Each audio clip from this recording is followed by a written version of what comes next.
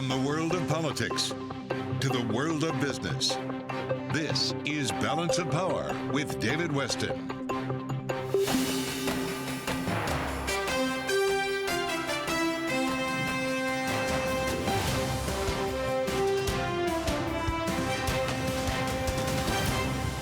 From Bloomberg World Headquarters in New York to our television and radio audiences worldwide, welcome to Balance of Power. Well, we're all waiting for what's going to happen 2 hours from right about now. That is when we get the latest decision and the last one for the year from the Federal Reserve. To take us through what we may be expecting, we welcome now Michael McKee. He's Bloomberg International Economics and Policy Correspondent. So I think I know 50 basis points. You can correct me if I'm wrong, but what beyond that? I think you know pretty much all of it, David, because, of course, Fed officials have been telling us what they're going to do for quite some time. 50 basis points is the expected move in the interest rate today to a range of between 4.25% and 4.5%.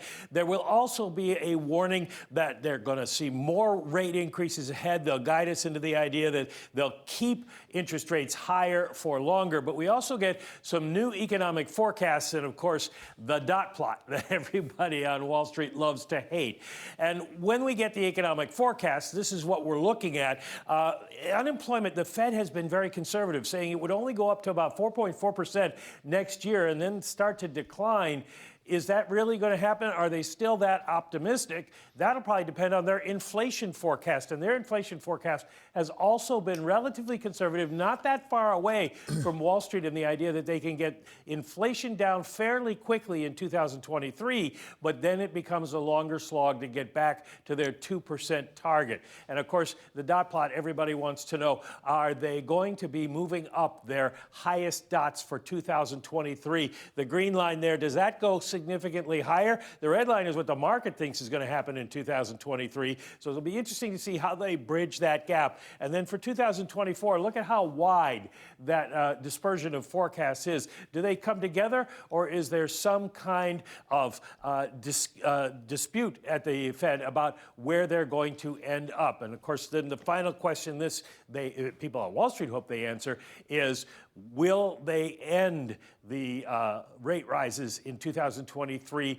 and start to cut rates? So not a whodunit today, but a when are they going to be done with it is what we're going to be reading into it. Well, we'll all be watching you and the others of our Bloomberg team as they cover that event live. Thank you so much to Michael McKee, Bloomberg International Economics and Policy Correspondent. We turn now to somebody whose job is directly affected by what happens with the Fed, and specifically what the interest rates are. He's Thomas DiNapoli, who served as controller of the New York State since 2007, and that makes him the second longest person serving in that role ever in history. So welcome, Tom. It's really great to have you here. David, good to be with you. Thank you. So we're all talking about the economy and what the Fed's going to do here. Give us a state of the New York State economy. And by the way, as part of that, the tax base, which I think affects your job quite a bit. Yeah. Well, the New York economy is strong, obviously still recovering, though, from the impact of the pandemic. We've grown back about 85% of the jobs that we lost during the height of the pandemic, so we still have a ways to go. We've been lagging the national recovery numbers. But tax revenue is coming in stronger than projected. That's good news, despite some of the naysayers and doom predictions. But we are looking at a budget gap for next year.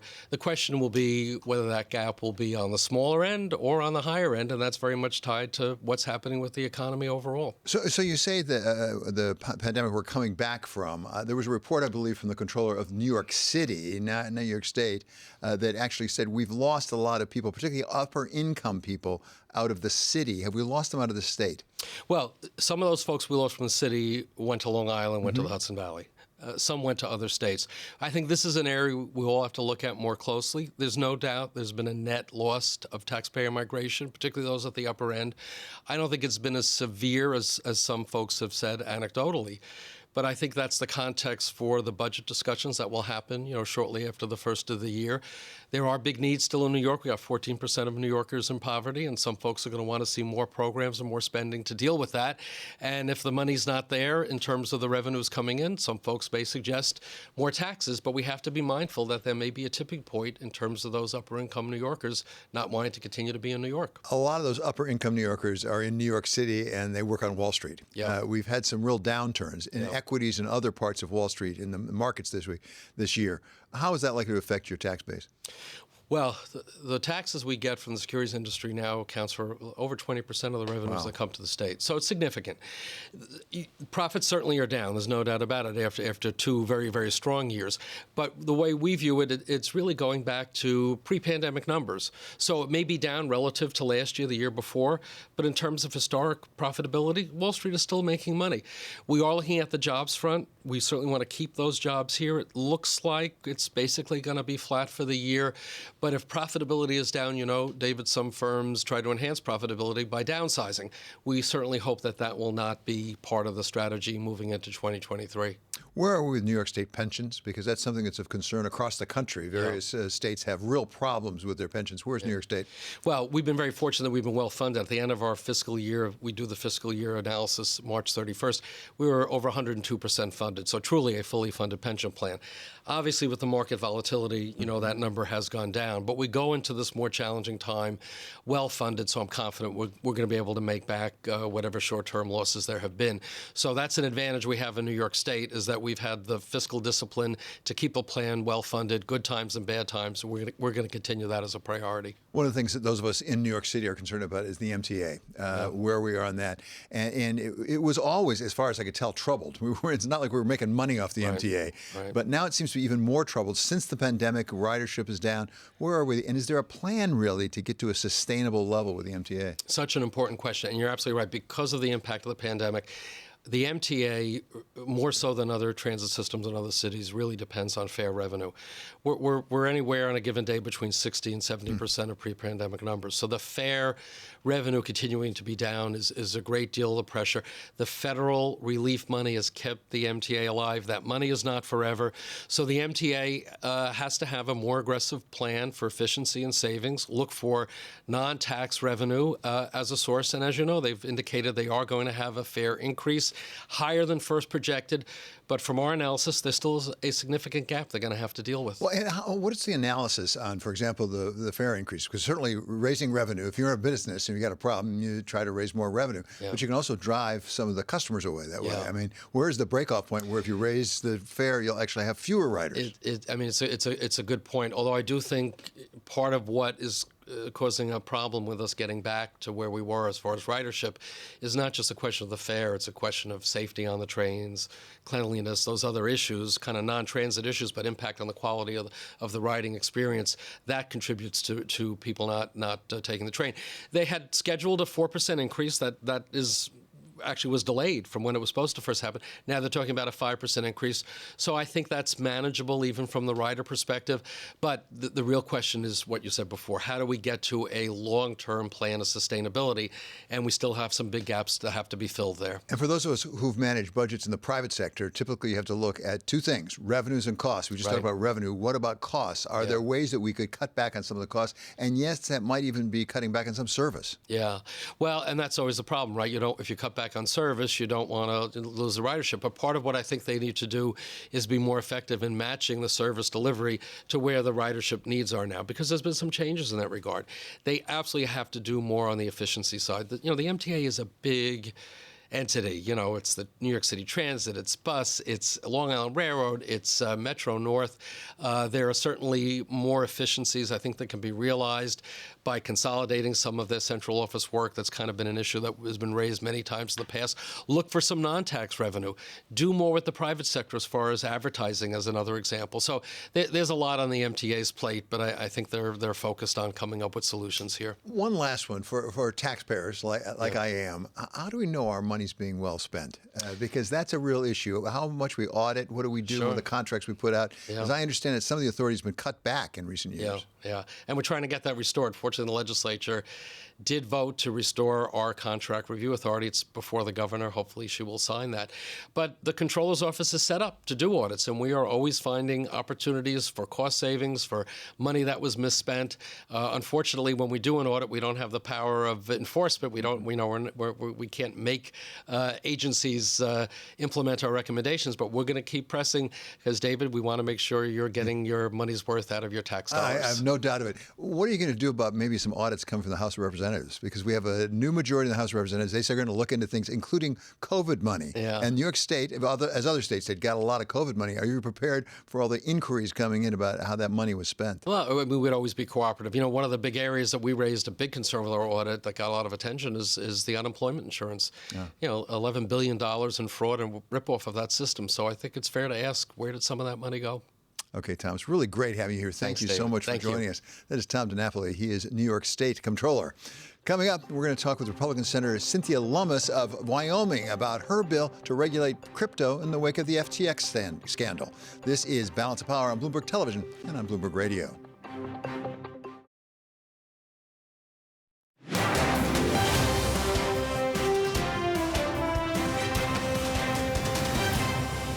This is Balance of Power on Bloomberg Television and Radio. I'm David Weston. It's been a busy couple of days for the FTX scandal. Among other things, we got an indictment from the Southern District U.S. Attorney's Office. And this is the U.S. Attorney for the Southern District yesterday describing how big a problem FTX really is. It's so hard to compare these things, but I think it's fair to say that by anyone's lights, this is one of the biggest financial frauds in American history. This investigation is very much ongoing, and it is moving very quickly. In terms of whether we're going to bring charges against anyone else, look, I can only say it this clearly, but we are not done. And of course, it's not just the indictment in the Southern District. There's also been a hearing in the House yesterday and then on the Senate Banking Committee today looking into FTX. I think we've all learned a fair amount throughout this. And the question is, what are we going to do about it? We welcome somebody who was just part of that hearing in the Senate. She's Republican Senator Cynthia Lummis of Wyoming, who has had her own proposal for crypto legislation for some time. Senator, thank you so much for joining us. Let me start with that basic question. What have you learned so far, and how might it change what you do going forward?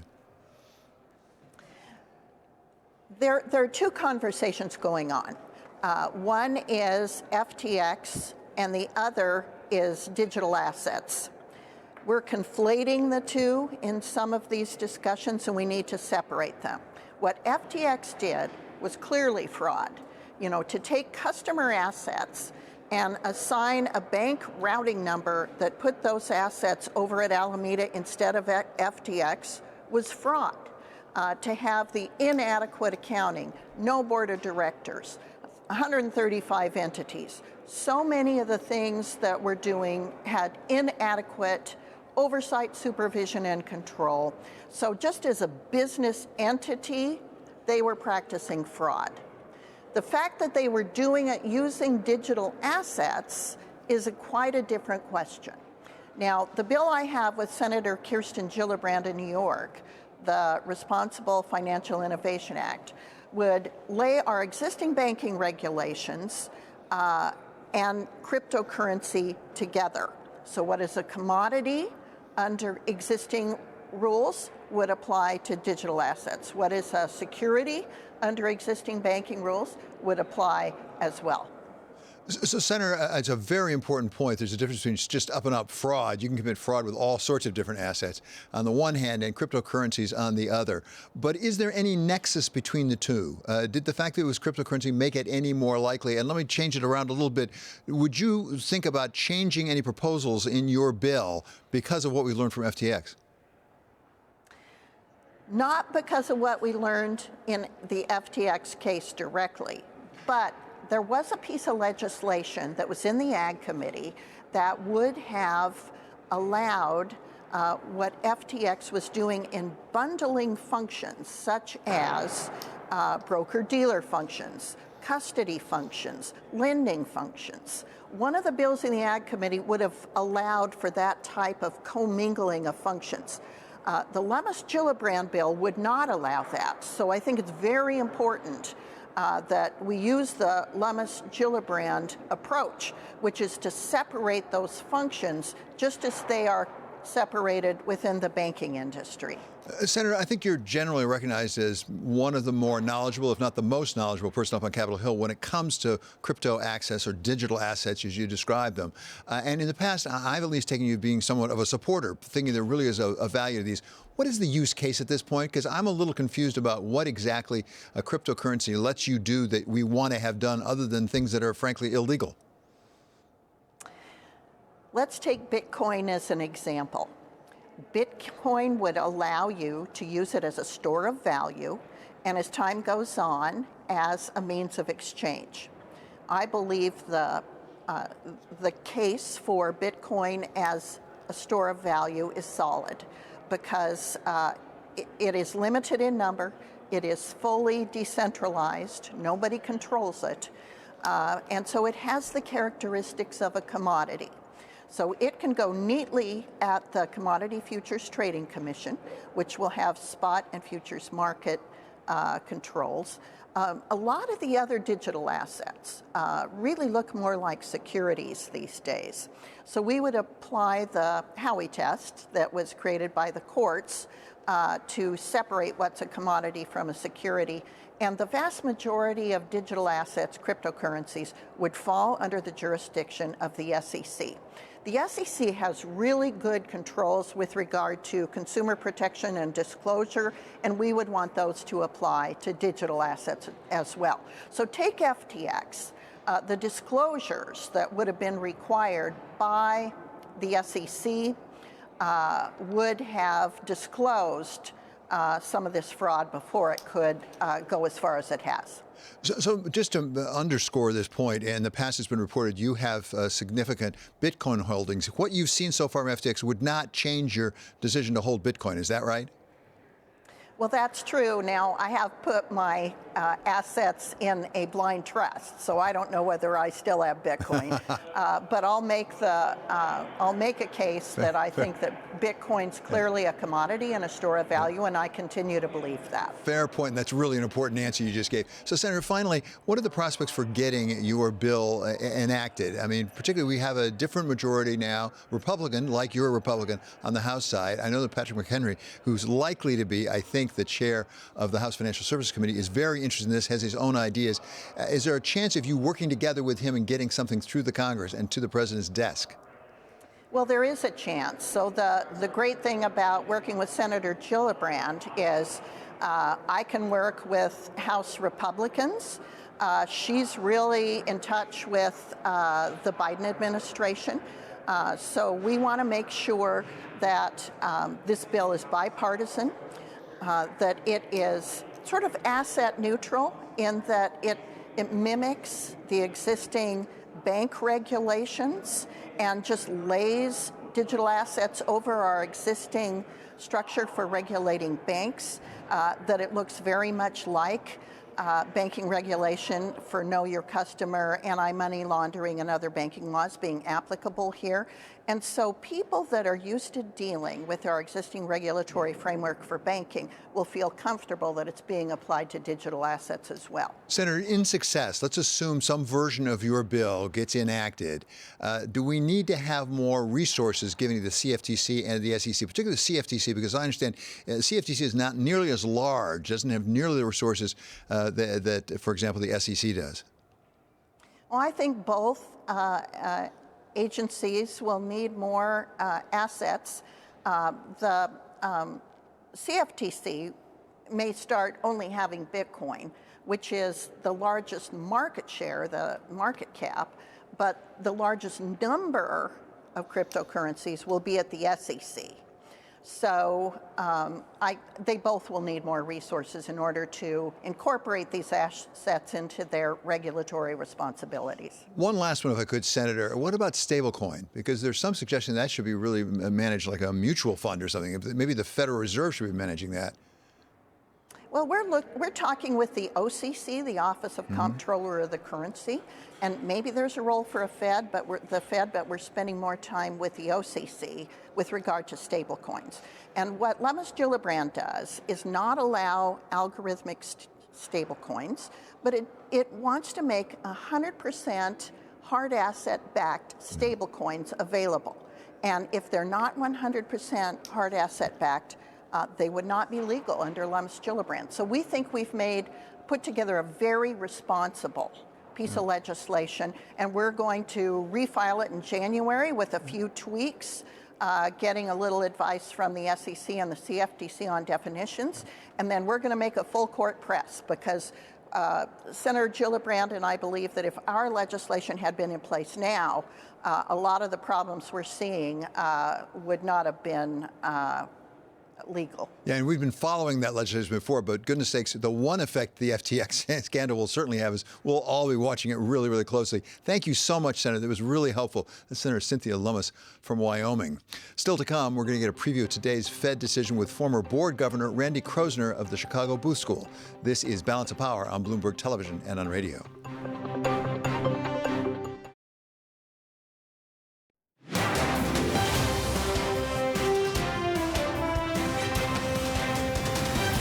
This is Balance of Power on Bloomberg Television and Radio. I'm David West, and we're all waiting for that Fed decision coming up at 2 p.m. Eastern Time. And I suspect the markets just may be waiting a little bit, too. But to bring us up to speed, we turn now to Kriti Gupta. So the markets, I would expect them today not to make a lot of movements. They're not going to make a lot of movements, but careful what you wish for, because at 2 p.m., and I should say 2:30 specifically, that presser is going to be the game changer. I think what's interesting is going back to all the Fed meetings in the past year, at least, you've seen kind of this pattern of a sell-off ahead of the FOMC decision and then some sort of market reaction. You actually haven't seen that in the lead up this time around. This is our third day of gains in the S&P 500. The stock market's up about 0.5%, and the NASDAQ not far behind it, up about 0.4%. But put that into a volatility context, you're not seeing that much movement. You are seeing some movement in the bond market, though. The 2-year yield catching a bid, the 10-year yield starting to sell, or the 10-year bond, starting to sell off a little bit. So some movement in the curve as they price in what the timeline really is going to be. If we're looking at a March peak, a May peak when it comes to that policy rate. Yeah, and we keep hearing that maybe Jay Powell is going to be a little more hawkish in that news conference. But we heard that before the Brookings Institution speech as well. Remember that? And if anything, it went the other way. So I wonder really where he's going to be trying to guide us. Well, I think a lot of his own thunder was stolen in that Brookings Institution speech. And you actually saw that and the CPI report rechange the market's pricing. One of the big concerns in the market right now is what February is going to hold, because the Brookings Institution speech ended up kind of solidifying that 50 basis points is what the Fed is going to deliver. Now the game changer is February, because you're looking at potentially 50 in February, but also potentially 25. And the market after that CPI report, the big deceleration from yesterday, is saying, well, the February hike is only going to be 25 basis points, so that they're going to end the tightening cycle by May of 2023. And on top of that, the policy rate, the terminal rate, is going to come down more than expected. So there's a lot of moving parts here, and it's that timeline that still seems very murky. I think we also get a statement of economic projections, don't we? We do. That'll be pretty interesting. On top of that, and that's going to help out with a little bit of the pricing as well. There you go. Thank you so much for Kriti Gupta. You can watch Kriti again as an anchor at 1 p.m. Eastern Time on Bloomberg Markets. Coming up, the Fed's last decision of the year is just about 90 minutes away right now. We're going to talk about what to expect with former Fed Governor Randy Kroszner of the Chicago Booth School. This is Balance of Power on Bloomberg Television and on Bloomberg Radio.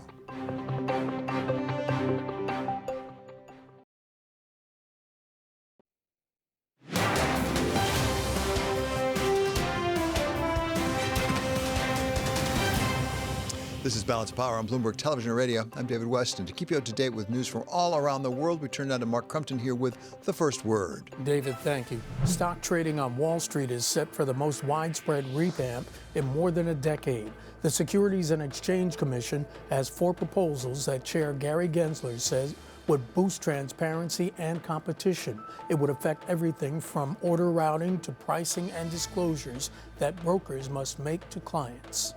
On Capitol Hill, it's day 2 of hearings on the collapse of Sam Bankman-Fried's crypto empire. Today, it's the Senate Banking Committee's turn. The chairman of the committee told Bloomberg's Sonali Basak it's a bigger issue than Bankman-Fried and his companies. Many Republicans on this committee think this is just FTX problem. It's a much bigger problem with crypto generally.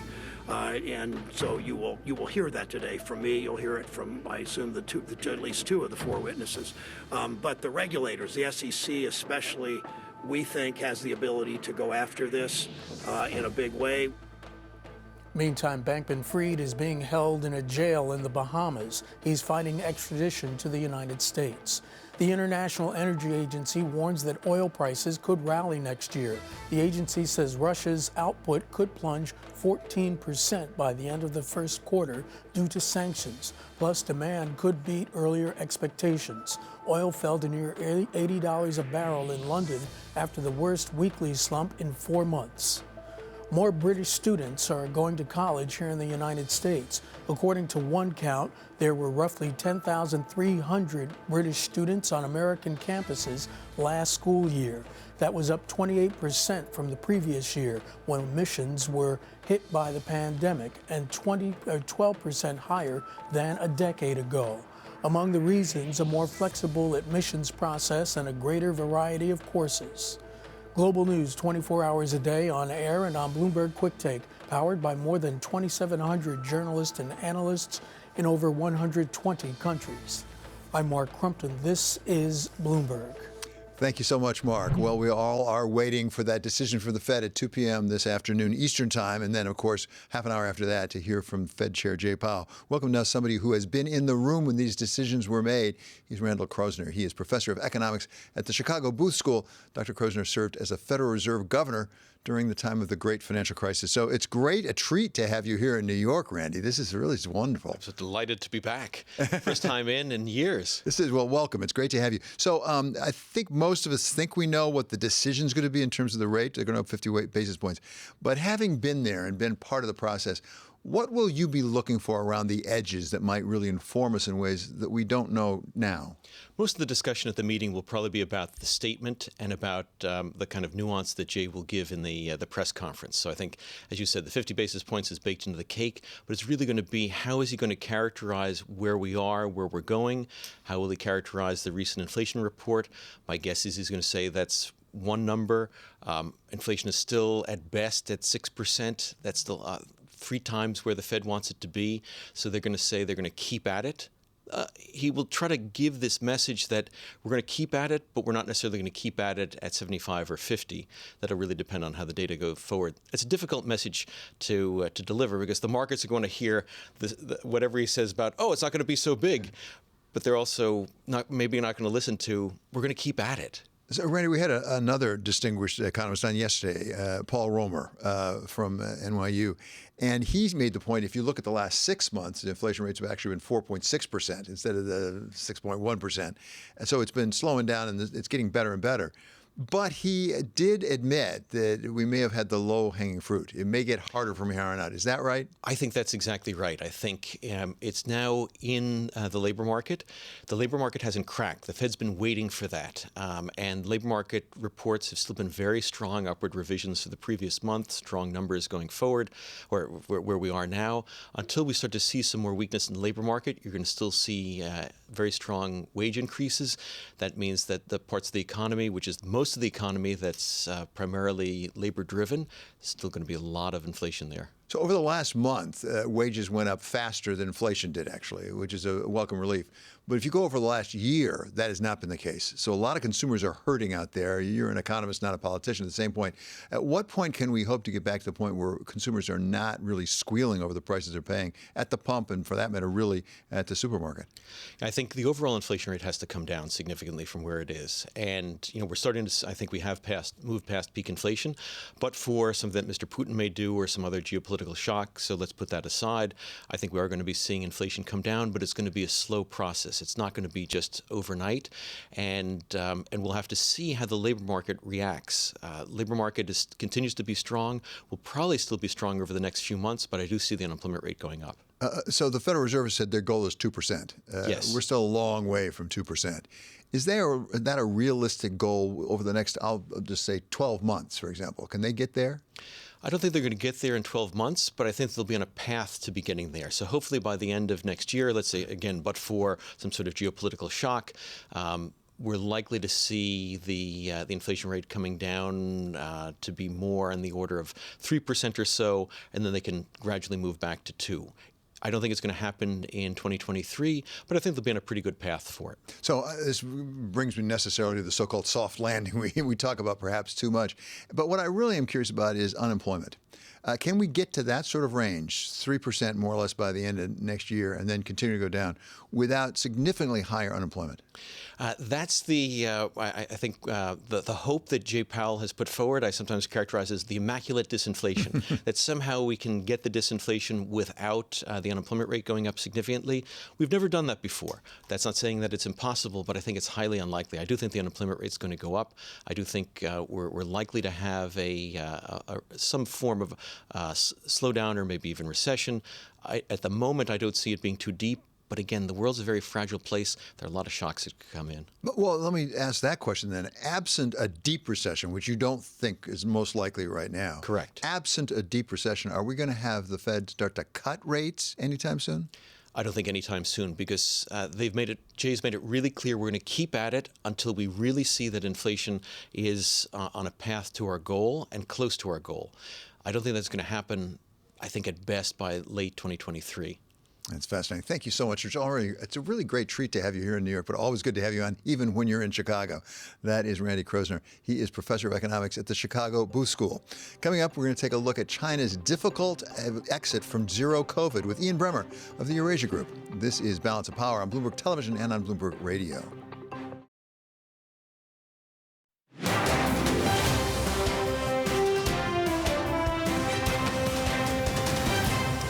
This is Balance of Power on Bloomberg Television and Radio. I'm David Weston. We all are watching China as it tries to move away, apparently, from its strict zero COVID policy and seems to be having some difficulty. To bring us up to speed on what we know and what we think we know, we welcome now Ian Bremmer. He's founder and president of the Eurasia Society, Eurasia Group, and G0 Media. He is the author, most recently, of The Power of Crisis, How Three Threats and Our Response Will Change the World. So, Ian, thanks so much for being with us. Really appreciate it. So what is going on over there? I must say, as somebody who doesn't follow China as closely as you do, I've been a little surprised. I figured they had this whole thing figured out. They'd been in zero COVID for a long time. It doesn't seem like they have a plan right now. Oh, well, zero COVID was actually a very effective plan when they first implemented it a couple of years ago. It allowed the Chinese government to track down, to quarantine hard, but then to reopen their economy faster than anyone else. The problem is that when you have a successful policy like that in a dictatorship that the president loves, if it starts not working, no one's going to tell him. And it's really hard to back away because you've got the whole you've got all the scientists, all the media, all the political officials, all rowing in the same direction. It's not like red versus blue in the United States. So when they finally decided to let it rip because of those demonstrations we saw a couple weeks ago, they were absolutely not ready. They don't have the vaccines. The people haven't been vaccinated, and they also have no antibodies because almost no one in China has gotten COVID before. And that means that this disease is going to rip through the Chinese population. Now, I mean, thankfully, it's not going to kill the average Chinese worker. But when you talk about the over 80 population, my God, I mean, there's a reason why they've been locked down for the last couple of years. They've been scared that if they opened up, it would cause millions of deaths. That's a real proximate risk over the coming months. And I have been a little bit chagrined to see that in the first week since they've opened up, the Chinese government hasn't announced a single COVID death yet. I suspect that's a Chinese data issue. That's not a nobody's dying from COVID issue. Yeah, that's one of the problems. If you can't measure, you can't really manage it in general. Well, let me ask a related question here. China has been very active around the world, perhaps in some ways more active than the United States in building relationships under the One Belt, One Road and other programs that they have. Right now we have an African summit that President Biden has summoned in Washington, I think to play catch up a little bit with China and maybe a bit Russia. Where are we with respect to Africa and our relations to Africa compared to China or Russia? The Chinese invest a lot more. Their foreign direct investment dwarfs the United States right now. They're by far the leading trade partners of pretty much every African country. And if the Americans are saying better things to the Africans, they're not talking as much about, you've got to have a liberal democracy or we're not going to work with you, not talking as much about military and security or else we're not going to work with you. But the African governments want to see the money. They need the baseline infrastructure. And so far, the Chinese have done a lot more on the ground to invest than the Americans haven't. The United States is driven mostly by the private sector investments around the world. And when you talk to U.S. CEOs, as you do, as I do, they don't spend a lot of time talking about Africa. It's not a high priority. So the fact that it has been for China A lot of that debt is problematic for them. And of course, they've become over-dependent in some cases, and there's been a lot of corruption. But still, the Chinese are the only game in town for so many major African economies. And I don't think that the summit that we've seen this week is going to change that. Ian, spend a minute or two on Russia and Ukraine, if you will. Obviously, the war keeps going, although Russia seems to have backed off for the moment on some of the missile strikes. What are you expecting over the course of the winter? What do we know about depletion of armaments on either the side of Russia or, for that matter, the West? I'm not sure they backed off. I mean, there were a lot of drone strikes against Kiev over the course of the last 12 hours. It just so happened that the Ukrainians were able to knock them down. Now, the biggest story in the last 24 hours has been the Americans now talking about implementing the Patriot missile defense system on the ground for Ukraine. It's one of the most advanced defense systems that exists in the world. The Israelis, of course, have that through Iron Dome. Ukraine is way too big to defend everything, but you could defend the capital that way. You could defend key military installations that way, and the Russians wouldn't be able to get through. It's a very expensive program. We're talking about billions of dollars, maybe even more than 10 billion, depending on how big they decide to go. But it will allow the Ukrainians to defend themselves. And Russia's warfighting capabilities really don't include a new major offensive at a minimum until spring. So this is humiliation and degradation of the Russian political system and of the Russian economy. And at some point, you have to think that Putin's going to want to whack back. You mentioned, Ian, the drone strikes against Kyiv, and then before that, Odessa, as I recall, which were more effective over the weekend. A lot of the drone activity is coming out of Iran, as I understand it. We are hearing that there is a growing closeness in defense and strategic relationships between Russia and Iran. How close are they getting? Well, the good news is that there's not a growing closeness between Russia and China. The Chinese have provided no military support for Russia since this war began. The Americans read the riot act to the Chinese government. The Chinese weren't happy, but they're not trying to be the best friends to Russia globally. The Iranians are, and it goes both ways. The Russians are helping the Iranians with repression at home, and the Iranians are helping the Russians with repression abroad. With a lot of defense, a lot of drone sales, and increasingly expected to see ballistic missile sales. And that is allowing the Russians to continue the war against Ukrainian citizens, to pursue war crimes against Ukraine. This is going to lead to tougher sanctions against Iran. It means the likelihood of a nuclear deal with the Iranians is functionally zero. And it means that the Iranian government's going to face a lot more pressure going forward. So Iran and Russia are increasingly in the same box. And in the same way that if you're in the Middle East, if you're a Gulf state, if you're the Saudis, or if you're Israel, you consider Iran to be your top security threat in the region. Nothing else is close. Increasingly, NATO is going to feel that way about Russia. And I don't see any way out of either of these stories. Ian, it's always such a treat to have you with us and really helpful. Thank you. That's Ian Bremmer. He's founder and president of the Eurasia Group and G0 Media. Coming up, we're going to hear from Democratic Senator Tina Smith of Minnesota about what we've learned from those FTX hearings and what Congress should be doing next. This is Balance of Power on Bloomberg Television and on radio.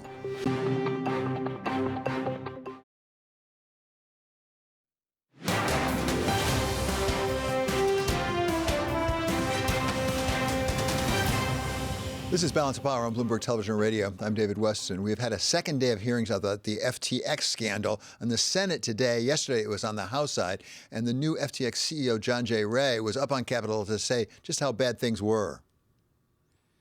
The FTX group's collapse appears to stem from absolute concentration of control in the hands of a small group of grossly inexperienced and unsophisticated individuals who failed to implement virtually any of the systems or controls that are necessary for a company entrusted with other people's money or assets. We welcome now one of those who was asking the questions at the Senate hearing today. She's Democratic Senator from Minnesota, Tina Smith. She's a member of the Senate Banking Committee. So, Senator, great to have you back with us. First of all, answer me this. How much of this is about cryptocurrency or digital assets, and how much was just plain old fraud you could have had anywhere? Yeah, well, I mean, I think what happened with FTX was shocking, but it isn't surprising. There is a complete lack of controls and accountability with this company. And I heard today in the Senate Banking Committee that this is not unique or unusual in the crypto world, broadly speaking. The fundamental consumer protections that we have in place for other kinds of assets are just not in place for digital or are not being enforced the way they should be. And so you end up with just disasters consumers, like we saw with the FTX exchange. It is shocking but not surprising, and that we know what to do. The United States has some of the best, most fair markets in the world, and we need to apply the rules that we have to keep people's money safe. Okay, so that's really reassuring. We know what to do. Tell me what that is. I mean, if you're applying the rules we have now, who gets to apply them? Because there's some dispute about whether it's SEC, CFTC, OCC, lots of letters I'm hearing. Well, you're exactly right. There's a little bit of an alphabet soup of federal government agencies, and they decide who is in charge from a regulatory perspective based on what kind of asset it is. Is it a commodity like corn, or is it a security like a company stock? And there's a lot of time that's spent trying to figure out, well, are digital assets one thing or another? I don't think we should. To me, that isn't the issue. The issue is, what are the fundamental consumer protections? I believe that there's a role for the consumer, the CFTC, and I think there's a very large role for the SEC, because I think in many ways these digital assets are more like securities, and also the SEC is responsible for regulating gambling. And honestly, I think that a lot of what's happening in crypto world is just pure speculation and gambling. Well, that is a great point, a great segue in my question of why are we doing this? I mean, that is to say, what is the good for society from cryptocurrency at all? We've heard a lot of different things, but it seems increasingly like it's mainly to do things that we don't want people to do. Well, that's a great question, and it was a question that I heard some people on the panel today struggling to answer. They position this as some big innovation that is going to, in some way, move us forward, but nobody was really able to say what is the benefit of crypto. In fact, a question that I asked gets at the fundamental truth of crypto mining, which is that every transaction that you do takes more resources than the transaction you did before. It is fundamentally and intrinsically inefficient, and that is a huge energy cost to us here. In fact, we're seeing people's energy bills go up where these giant computer crypto mining operations are, because they're sucking up all of the energy. So it's not clear to me what the benefit is, and in fact it's more clear to me what the risks are, particularly when you think about how crypto is being used for money laundering, and that's, I think, something that we should be very concerned about. Well, so listen, we feel badly for people's energy bills going up, and it puts a strain on the system, but what does it do for the climate at a time that we're trying to get to zero emissions? Well, that's exactly right. The amount of energy that is consumed in the United States that for crypto mining is greater than some countries. And at the time when we are looking to reduce our carbon emissions, this is moving us in exactly the wrong direction. So here's another example of how there are negative impacts of crypto, broadly speaking, on our community and our culture. Now, I'm not one who thinks that we can somehow put the genie back in the bottle and that we can just ban crypto. I think that that is very difficult to do, if not impossible, given its spread. But we ought to be able to make sure that people can invest their money in pretty much however they want, but they ought to know that where they're investing it, where they're betting on their dollars, at least it's going to be fair. So, Senator, I find it very encouraging that, as you say, we know, I mean, you know what to do, what to get done. I have to say there have been instances where we've known what to do, but it's hard to get it done up on Capitol Hill. Not to be critical at all, but is it going to get done, and when? Well, I don't take that as a criticism. I think you and I are both realists, but you also have to be optimists. There are some examples of some legislation that have been introduced. I think we're really going to dig in on this in the next Congress. And I'm going to be looking to support and advance legislation that makes sure that basic consumer protections around fiduciary responsibility, around knowing your customer, and around making sure that you can't intermingle your customer's money with your corporate money and bet your customers' money without their permission. Those basic consumer protections are in place. We know how to do that kind of work, and we just need to apply it to crypto assets for the good of our markets. Can you get bipartisan support? I see a lot of bipartisan support. In fact, there are bipartisan bills that have been introduced. Just today, Senator Warren and Senator Marshall are introducing a legislation around anti-money laundering in crypto. There's Senator Lummis and Senator Gillibrand have legislation. So there's many examples of bipartisan work, and that gives me hope. There's not a big partisan difference here. It is much more about how willing you are to really hold these crypto organizations accountable. Senator, great to have you with us, as it always is. That's Senator Tina Smith from Minnesota. Check out the Balance of Power newsletter on the terminals and online. Coming up, Balance of Power continues on Bloomberg Radio. In our second hour, we'll talk to former CFTC Chair Jim Massad about the proposal on how to regulate crypto.